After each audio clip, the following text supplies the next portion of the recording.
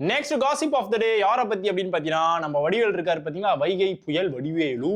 அவரும் சுந்தர்சியும் ரெண்டு பேருமே ஒன்னா சேர்ந்து பல வருஷத்துக்கு முன்னாடி வின்னர் அப்படின்ற படத்துல வந்து பர்ஃபார்மன்ஸ் வந்து பண்ணியிருந்தாங்க. பர்ஃபார்மன்ஸ் வந்து ஒருத்தர் தான் பண்ணாரு.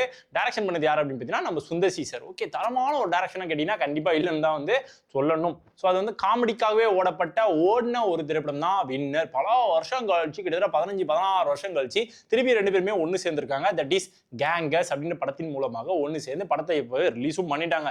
ப்ரொமோஷன்லாம் அப்படி பண்ணாங்க. அடேங்க அப்பா, என்ன ப்ரொமோஷனு, படம் அப்படி இருக்கும் இப்படி இருக்கும் அப்படிலாம் சொன்னாங்க. ஆனால் படத்தை பார்த்தவங்க எப்படியும் இல்லப்பா, சுமாராக தான்ப்பா இருக்கு. இதுக்கு மேலே சுந்தர்சியும் ஒரு பேட்டர்ன் இருக்கு பார்த்தீங்களா, அதே மாதிரி என்ன பேட்டர்ன் தான் இதுலேயும் வந்து இருக்கு. நம்ம வடிவேல் சாரோட காமெடிலாம் பெருசாக ஒர்க் அவுட்லாம் ஆகலை. என்ன இப்படிலாம் நடிப்பாங்க, இது நடிக்காமே இருந்துக்கலாம், எதுக்கு ப்ரொமோஷன் அப்படி பண்ணுறாங்க, எல்லாம் காசு போட்டு காசு எடுக்கணுன்றதுக்காகவே இப்படிலாம் ப்ரொமோஷன் பண்ணுறாங்க அப்படின்னு சொல்லி நிறைய பேர் வந்து அவங்களோட ரிவ்யூஸ் வந்து ஷேர் பண்ணிட்டு இருந்தாங்க.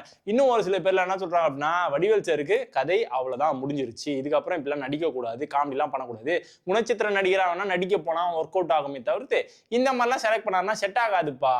விஜயகாந்த் சாரோட பகச்சிட்டா இப்படிதான் ஆகும், பண்ணப்பா சும்மா விடுமா அப்படின்னு சொல்லி விஜயகாந்த் சாரை வந்து கம்பேர் பண்ணி நிறைய விஷயங்களை வந்து ஏசி பேச ஆரம்பிச்சிட்டாங்க பப்ளிக்ஸ். ஸோ வியூஸ் எப்படிலாம் வருது பாருங்க. ஒருத்தருக்கும் ஒரு கண்ணோட்டம் இருக்கு இல்லையா. ஸோ ஒரு சில பேர் இப்படி பார்க்குறாங்க, ஒரு சில பேர் எப்படி பார்க்குறாங்க.